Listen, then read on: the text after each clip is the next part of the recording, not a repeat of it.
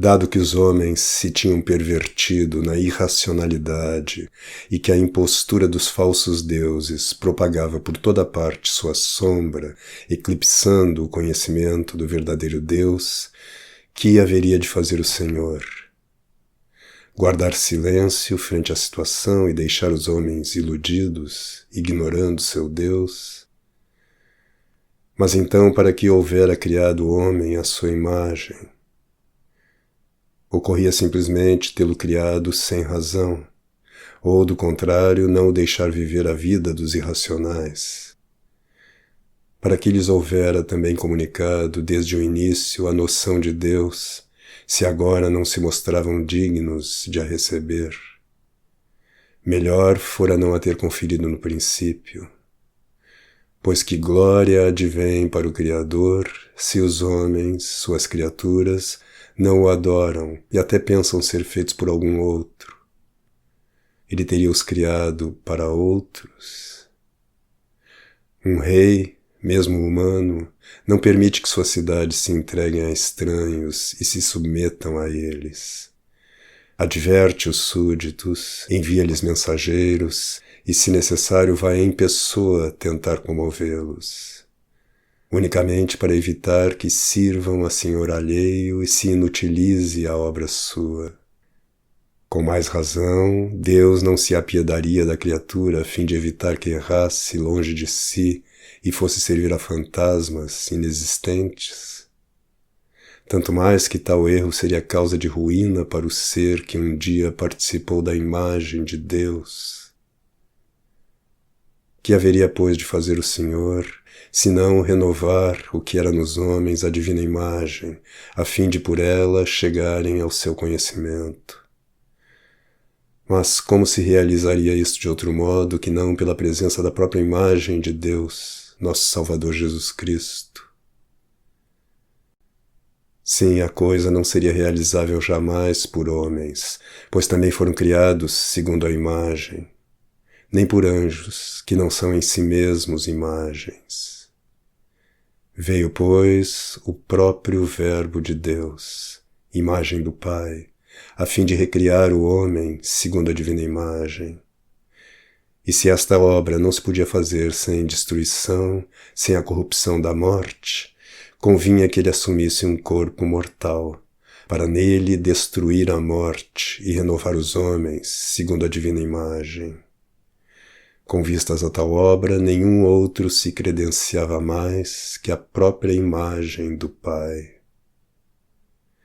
Se aos poucos se apagou uma efígie impressa na madeira pelo acúmulo da pátina exterior, pode acontecer que sua renovação só se torne possível ali no mesmo material pela presença do modelo, cujos traços se desfiguraram.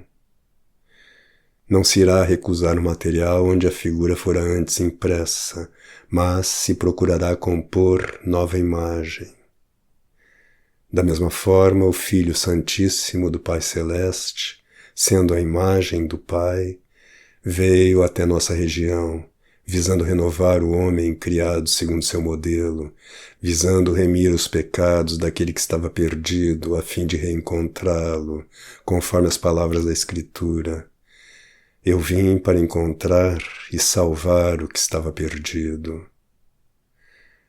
Assim dirá também ele aos judeus: se alguém não renascer, não poderá ver o reino de Deus. Aludindo não a um renascimento a partir da mulher, como pensaram os judeus, mas ao renascimento que é a recriação da alma segundo a imagem divina. Um bom mestre se interessa pelos alunos, procura descer, com ensinamentos mais simples, aos que não entendem as lições mais difíceis.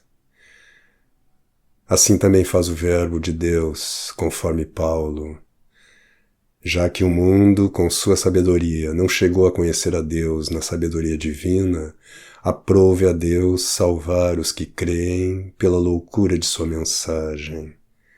Primeira Epístola aos Coríntios 1:21. Estando os homens desviados da contemplação divina e mergulhados em profundo abismo, com os olhos voltados para baixo, a procurar em Deus na criatura e nas coisas sensíveis, fabricando para si mesmos deuses de homens mortais e de demônios, eis que o Verbo divino, filântropo e salvador, assume um corpo e vem viver como homem entre os homens, atrai a si a percepção dos sentidos, para que pudessem conhecer a verdade e chegar ao Pai os mesmos que situavam a Deus entre os seres corpóreos. Sendo homens e tudo pensando humanamente, eis que eles agora, onde quer que se deixassem levar pela percepção sensorial, encontravam o ensinamento da verdade. Em sua fascinação pelas coisas criadas, viam agora que elas confessavam o Cristo Senhor.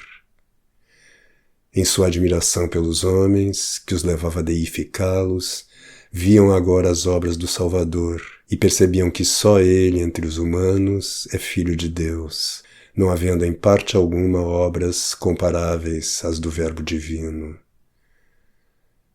Tinham sido seduzidos pelos demônios, eis que agora os viam expulsos pelo Senhor, e também por isto reconheciam-no como a única palavra divina, confessando não serem deuses os demônios.